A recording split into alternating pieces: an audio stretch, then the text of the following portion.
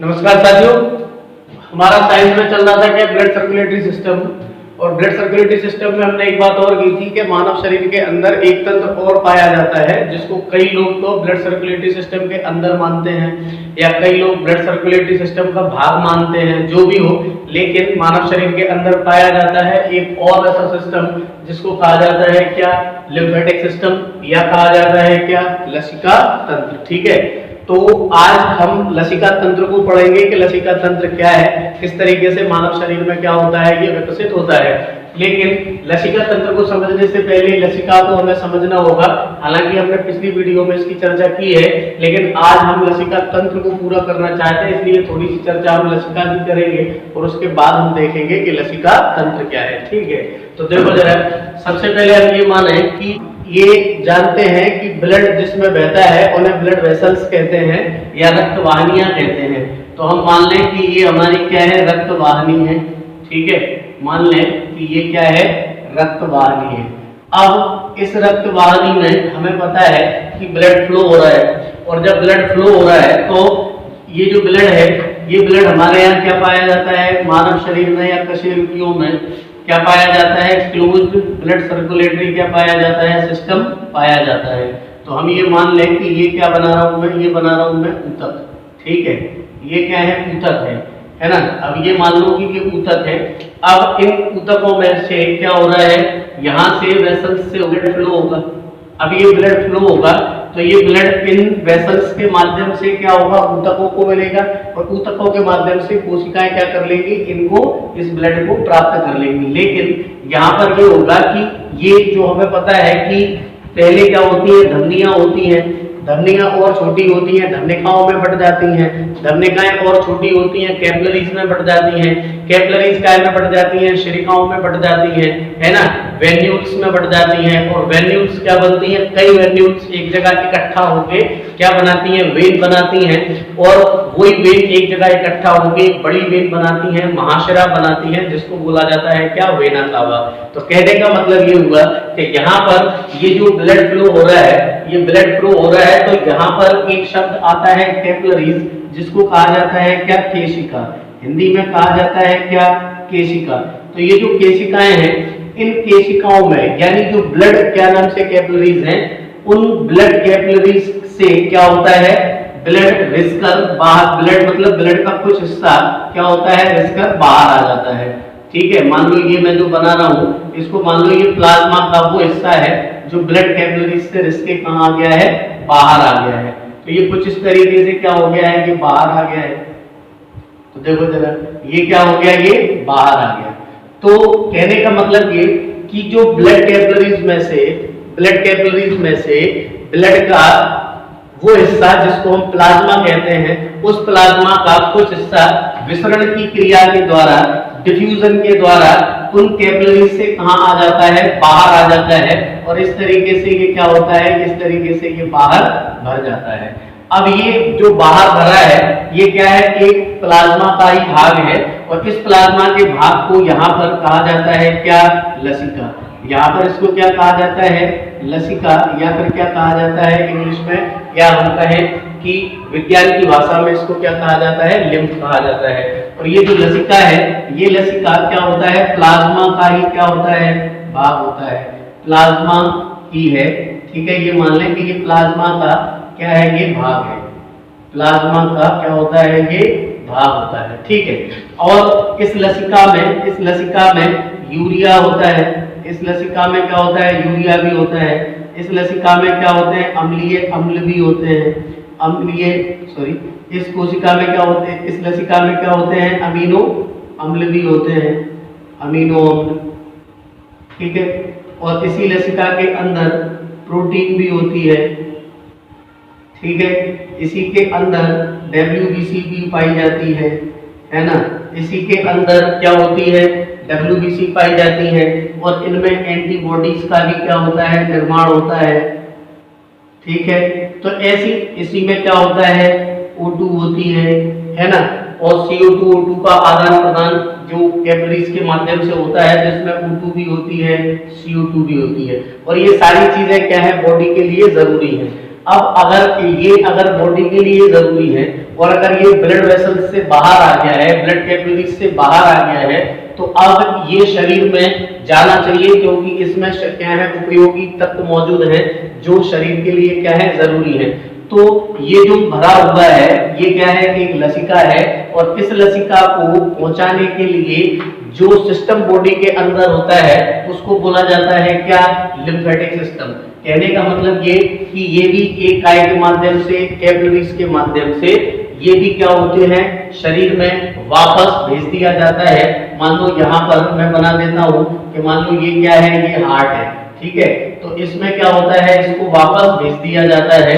और आपको ये याद रखना है कि अगर ये हृदय है तो ये मान लो कि ये क्या है, ऊतक, ये क्या है, ऊतक, और इन ऊतकों से ये लसिका वापस किनके माध्यम से, तो हम कहेंगे लसिका केशिकाओं के माध्यम से। ये केशिकाएं आगे चल के क्या बनाएंगी, लसिका शिराएं बनाएंगी, और लसिका शिरा आगे जाके मिल जाती है किससे, तो हम कहेंगे वेना कावा से। और वेना कावा क्या करती है, सीधा ले जाके पटक देती है किसमें, हार्ट में। तो कहने का मतलब ये हुआ कि जो छूटा हुआ भाग है प्लाज्मा का, उस प्लाज्मा को समेट कर वापस हृदय में लाने के लिए, जो वापस हृदय में लाया जाता है, उसको लाने के लिए जो ड्रेनेज सिस्टम है शरीर के अंदर, उसी को कहा जाता है क्या, लिम्फेटिक सिस्टम।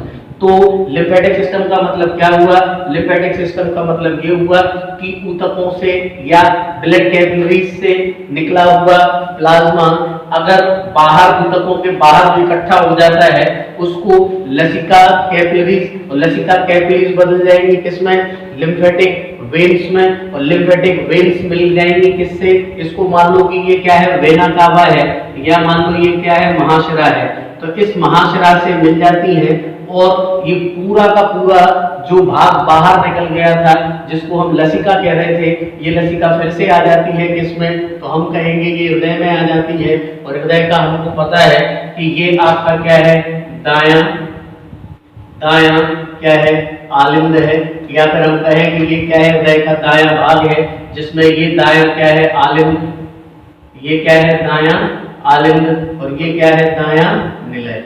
ये क्या है, दायां आलिंद, और ये क्या है, निलय।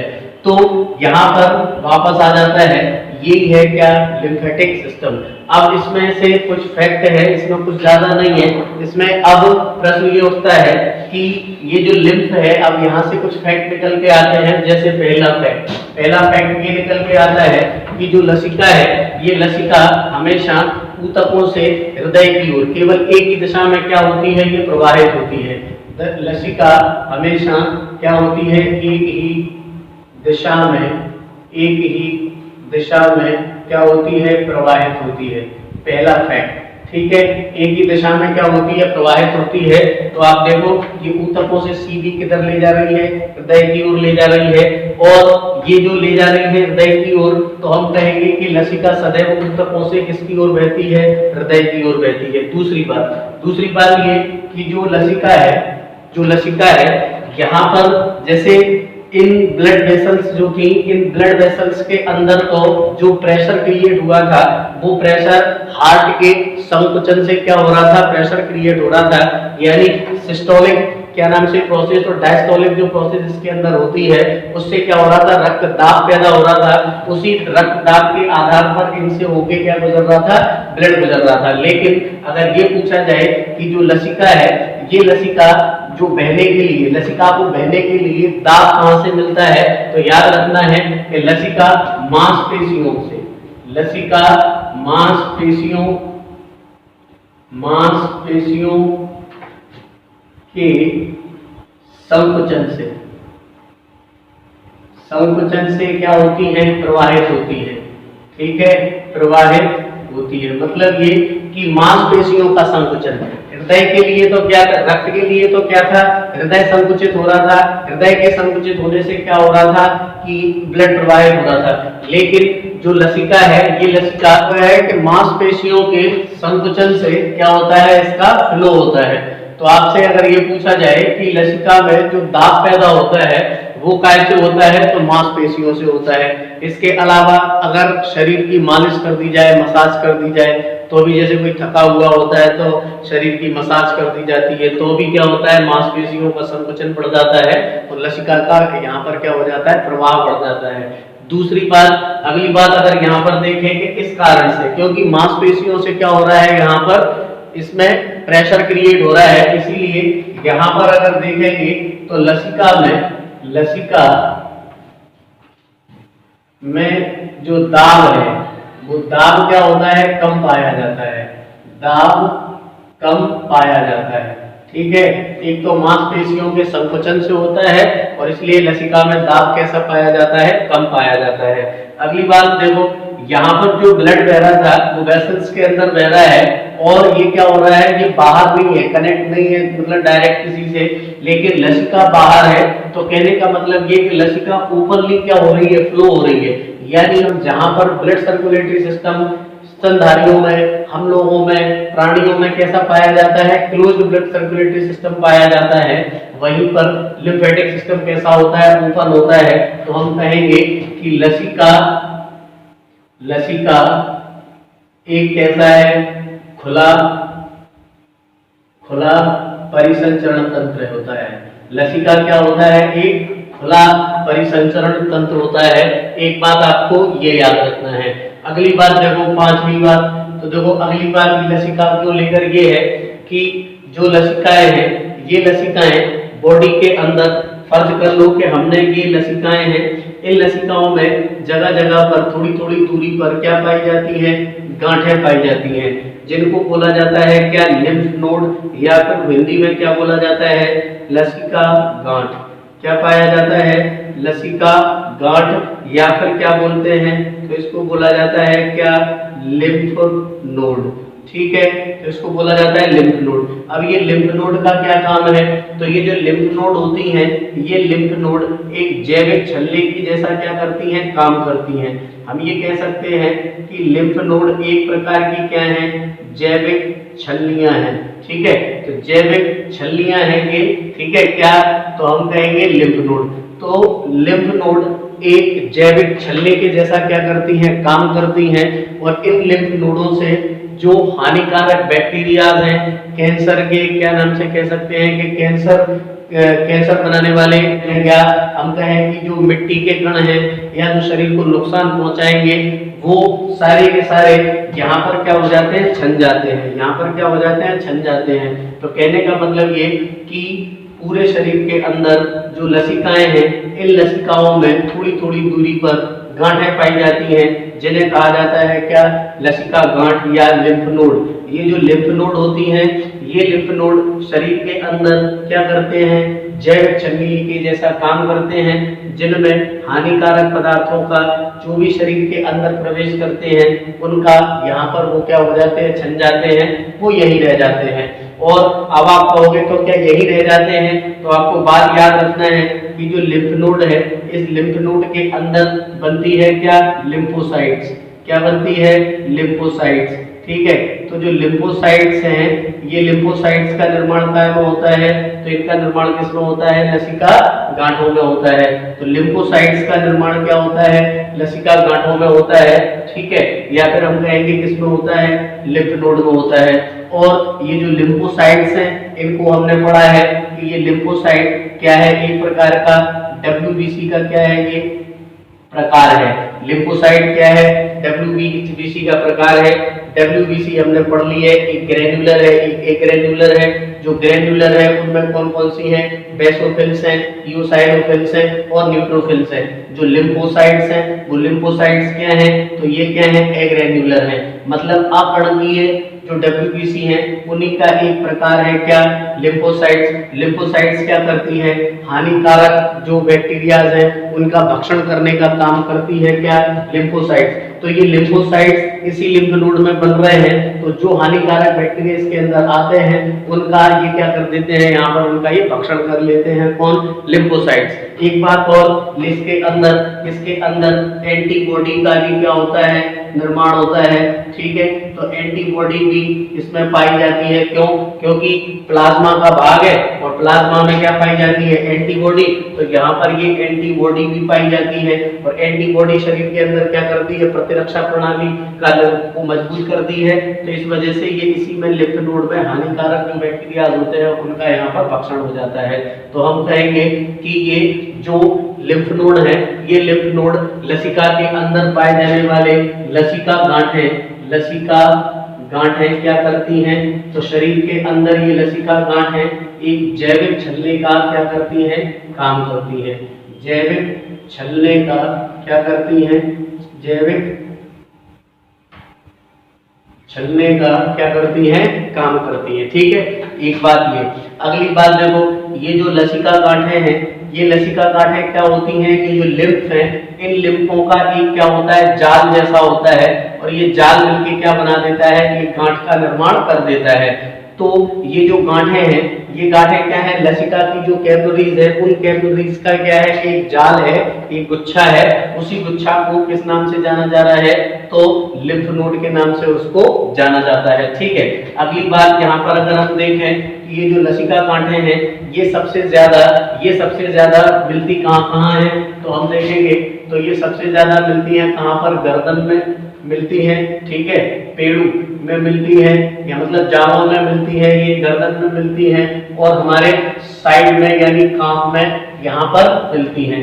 ठीक है, तो ये लसिका गांठें सबसे ज्यादा, कहने का मतलब ये नहीं है कि सिर्फ यही पाई जाती हैं, मतलब मुख्यतः जो लसिका गांठें पाई जाती हैं सबसे ज्यादा वो गर्दन में, जांघों में और कांपों में क्या होती हैं? ज्यादा लसिका हमें गांठें वहां पर देखने को मिलती हैं। ठीक है, और यहाँ पर तो सबसे ज्यादा देखने को मिलती हैं, लेकिन शरीर के अंदर अगर हम बात करें किसकी? मस्तिष्क की। अगर हम बात करें किसकी? मस्तिष्क की। तो मस्तिष्क के अंदर लसिका गांठें नहीं पाई जाती। ठीक है, अगली बात यहाँ पर नहीं होती। अगली बात स्पाइनल जो कॉर्ड है, स्पाइनल कॉर्ड में भी क्या नहीं होती? लसिका गांठें नहीं पाई जाती। तो स्पाइनल कॉर्ड में लसिका गांठें नहीं होती। अगली बात, मस्तिष्क में क्या नहीं पाई जाती? लसिका गांठें नहीं पाई जाती। ठीक है, लेकिन गर्दन, पेड़ू और कांप में ज्यादा लसिका गांठें क्या होती हैं? देखने को मिलती है। ठीक है, अगली बात अगर हम देखें कि जो गले के नीचे जो टॉन्सिल पाए जाते हैं, वो टॉन्सिल भी क्या है? एक प्रकार की अधिक लसिका गांठों का क्या है? वो लसिका गांठें ही है जो क्या है? गले में पाया जाता है। टॉन्सिल अपने जो इधर उधर ये टॉन्सिल फूल जाते हैं कभी कभी बच्चों में, तो वो क्या है? लसिका गांठें ही है। और ये टॉन्सिल क्या करता है? ये टॉन्सिल देखो, ये गांठें है ना, गांठों का हमने बताया कि इसमें एंटीबॉडीज है, लिम्फोसाइट्स पाई जाती हैं। तो जब कभी हानिकारक तत्व बॉडी के अंदर नाक से, गले से अंदर अगर प्रवेश करते हैं तो वो टॉन्सिल क्या करती है? उनको वहीं मारने का क्या करती है? काम करती है। लेकिन कभी कभी ये टॉन्सिल्स क्या हो जाते हैं? फूल जाते हैं। ठीक है, जिससे क्या होने लगता है? दर्द होने लगता है। तो टॉन्सिल्स अगर पूछा जाए कि टॉन्सिल्स क्या है, तो जो टॉन्सिल्स हैं, ये टॉन्सिल क्या है? तो हम कहेंगे कि टॉन्सिल एक प्रकार की क्या है? लसिका गांठें ही है। ठीक है, अगली बात, अगला काम देखो इनका, आप देखना जरा, ये लसिका गांठें हैं। अब लसिका गांठें क्या करती हैं कि ये जो प्लाज्मा, जो ये लसिका है, इस लसिका, मान लो ये कैपिलरीज है, लसिका कैपिलरीज, या फिर कहेंगे ये लिम्फ क्या नाम से कैपिलरीज है। तो इसमें लिम्फ कैपिलरीज में क्या होते हैं? पोर्स पाए जाते हैं, छोटे छोटे छिद्र पाए जाते हैं। तो ये क्या करती है? इसका अवशोषण कर लेती है, इसको एब्जॉर्ब कर लेती है, अवशोषित कर लेती है। किसको? तो हम कहेंगे कि किसको? लसिका को। लेकिन अगर कभी ऐसा होता है कि इसका अवशोषण करना ये बंद कर दे, तो ये क्या होता है? लसिका वहां पर इकट्ठी होने लगती है, और जब लसिका वहां पर इकट्ठी होने लगती है तो वो क्या हो जाता है? सूज जाता है वो हिस्सा, जिसमें आपने एक रोग सुना होगा, हाथी पैर। ठीक है, एलिफेंटेसिस इसको कहते हैं, या फिर क्या कहते हैं? हाथी पांव। ठीक है, हाथी पांव जो आपने रोग सुना होगा, ये वूचुरेरिया नामक क्या होता है? जो वूचुरेरिया नामक क्या होता है? एक सूत्रकृमि होता है, या हम कहेंगे कि जो सूत्रकृमि है वूचुरेरिया, उसकी वजह से क्या होता है? हाथी पांव रोग होता है। ये हाथी पांव रोग क्यों होता है? ये इसलिए होता है कि ये जो लसिका, जो कैपिलरीज हैं, या फिर ये जो गांठें हैं, ये गांठें जब इस लसिका का अवशोषण नहीं कर पाती है तो एक जगह ये क्या होने लगती है, इकट्ठी होने लगती है, और इकट्ठी होने के कारण धीरे धीरे पैर क्या हो जाते हैं, हाथ पैर बड़े बड़े मोटे मोटे दिखने लगते हैं, सूजन आ जाती है, उसी को कहा जाता है क्या, हाथी पैर। अगर ये पूछा जाए कि हाथी पैर क्या है, तो हाथी पैर क्या है, हाथी पैर है कि जो आपकी लिम्फेटिक कैपिलरीज हैं, उन लिम्फेटिक कैपिलरीज का लिम्फ को उठाने की जो क्षमता है, लिम्फ को अवशोषित करने की जो क्षमता है, उसमें जब कमी आती है और लिम्फ जब एक जगह इकट्ठा होने लगता है तो वहां पर सूजन आ जाती है, उसी रोग को कहा जाता है क्या, हाथी पैर। ठीक है, या फिर क्या कहा जाता है, एलिफेंटेसिस कहा जाता है। तो एलिफेंटेसिस का है वो क्या होता है, लसिका का एक जगह भराव होता है, और ये जिस सूत्रकृमि के कारण होता है या फिर कहें कि थ्रेडबॉर्न के कारण होता है, वो कौन है, तो वो कौन है, वचूरेरिया के कारण ये होता है। ठीक है, एक बात आपको ये याद रखना है, किससे, लिम्फ से। ठीक है, अगला देखो, अगली बात आपको लिम्फ से ये याद रखना है कि जो लिम्फ होती है, ये लिम्फ और क्या करती है, तो ये लिम्फ छठवां काम ये करती है कि शरीर में अगर कहीं भी किसी भी प्रकार की फोड़े फुंसी या किसी प्रकार की विकृति है तो उसको लोकेट करवाने में, उसको दिखाने में क्या करती है, महत्वपूर्ण मदद करती है। जैसे आपके शरीर में अगर कहीं पर फोड़े फुंसी जो आ जाते हैं, वो जो फोड़े फुंसी होते हैं, वो फुंसियां क्या होती है, यही लसिका गांठें क्या हो जाती हैं, सूज जाती हैं, जिससे हमें जहां पर भी क्या नाम से फोड़े फुंसी होते हैं वो हमें दिखाई देने लगते हैं। तो वो जो फोड़े फुंसी होते हैं वो एक प्रकार का क्या है, लसिका का क्या है, लसिका गांठों का फूला हुआ हिस्सा है, जो वहां पर हमें फोड़े और फुंसी के रूप में तब्दीली हमें दिखाई देती है। वो इसका मतलब ये हुआ कि शरीर के अंदर कोई भी फोड़े फुंसी होने पर उनको एक स्थान के रूप में बताने का काम भी कौन करती है, लसिका ही करती है। जब शरीर में कहीं पर फुंसी होती है तो वो वहां पर सूजी हुई दिखाई देती है, फूली सी दिखाई देती है, वो भी क्या होती है, लसिका गांठें ही होती हैं जो फूल जाती हैं। तो ये भी काम कौन करती है, लसिका करती है। ये भी क्या है, ये भी क्या है, मतलब लसिका है। ठीक है, अगला देखो लसिका का काम, अगला लसिका का काम ये है कि ये लसिका जो बॉडी के अंदर ये जो गांठें हैं, इनमें सबसे बड़ी जो ग्रंथि कौन सी है, तो मानव शरीर के अंदर जो सबसे बड़ी लसिका है वो है कौन, स्प्लीन। ठीक है, कौन सी है, प्लीहा। वो कौन सी है, प्लीहा, जो क्या होती है, जो डायफ्राम और आमाशय, डायफ्राम और आमाशय के बीच में पाई जाती है, और लगभग कितने सेंटीमीटर, 12 सेंटीमीटर की होती है। ठीक है, तो अगर ये पूछा जाए कि मानव शरीर के अंदर सबसे बड़ी जो लसिका है वो लसिका ऊतक कौन सा है, तो हम कहेंगे सबसे बड़ा जो लसिका ऊतक है वो कौन सा है, तो हम कहेंगे वो क्या है, प्लीहा है। और आपको पता है कि प्लीहा में क्या होता है, तो आपको पता है कि इसी प्लीहा के अंदर क्या होता है, इसी प्लीहा के अंदर आरबीसी क्या होती है, डेड होती है। आरबीसी क्या होती है, मृत होती है। इसी के अंदर जो प्लेटलेट्स हैं वो प्लेटलेट्स का ही भक्षण करती है, कौन, प्लीहा। तो प्लीहा को क्या कहा जाता है, आरबीसी की क्या कहा जाता है, कब्रगाह कहा जाता है। ठीक है, तो इसी प्लीहा के अंदर प्लेटलेट्स का भक्षण करती है प्लीहा। इसी के अंदर मृत जो प्लेटलेट्स होती हैं वो खत्म होती हैं। इसी के अंदर जो आरबीसीज होती हैं वो खत्म होती हैं काय के अंदर, प्लीहा के अंदर। और प्लीहा क्या है, तो हम कहेंगे कि ये एक प्रकार की क्या है, सबसे बड़ा क्या नाम से ऊतक है, किसका, तो हम कहेंगे लसिका का। ठीक है, तो प्लीहा। अगली बात इसमें इसी प्लीहा में क्या होता है, डब्ल्यूबीसी का निर्माण भी होता है। ठीक है, इसी के अंदर क्या होता है, डब्ल्यूबीसी का निर्माण भी होता है अस्थि मज्जा में और प्लीहा में। तो यहाँ पर प्लीहा में डब्ल्यूबीसी का तो निर्माण होता है, लेकिन आरबीसी का और इसका क्या होता है, अंत होता है। और आपसे अगर इसकी लोकेशन पूछी जाए तो डायफ्राम के नीचे और आमाशय के ऊपर बीच में होती है, और इसकी जो साइज होती है लगभग 12 सेंटीमीटर के लगभग क्या होती है, इसकी साइज होती है। ये बात आपको याद रखना है। अगली बात, अगर आपसे ये पूछा जाए कि लसिका के अन्य कार्यों में, तो लसिका के काम क्या है, तो देखो लसिका में लिम्फोसाइट्स पाई जा रही है। इसी वजह से ये लसिका क्या करती है, घाव भरने में भी क्या होती है, सहायक भी होती है। तो लसिका घाव भरने में भी सहायक है। लसिका जो पोषक पदार्थ है उनका क्या करती है, संवहन भी करती है। और रक्त में रक्त की गुणवत्ता को बनाए रखने का काम भी कौन करती है, लिम्फ करती है। तो ये पूरा आपका क्या था, छोटा सा टॉपिक था किसका, लिम्फेटिक सिस्टम का। ठीक है, इस तरीके से अपना लिम्फ वाला जो टॉपिक था वो टॉपिक खत्म हुआ। ठीक है, अब जो ब्लड सर्कुलेटरी सिस्टम, चाहे तो इसको ब्लड सर्कुलेटरी सिस्टम का एक भाग मान लो, चाहे एक अलग से तंत्र मान लो, और ये आपका पूरा क्या है, लिम्फेटिक सिस्टम है। अब कंप्लीट हो गया। अब हम किसी नए शरीर के अंग के साथ मिलेंगे, तब तक के लिए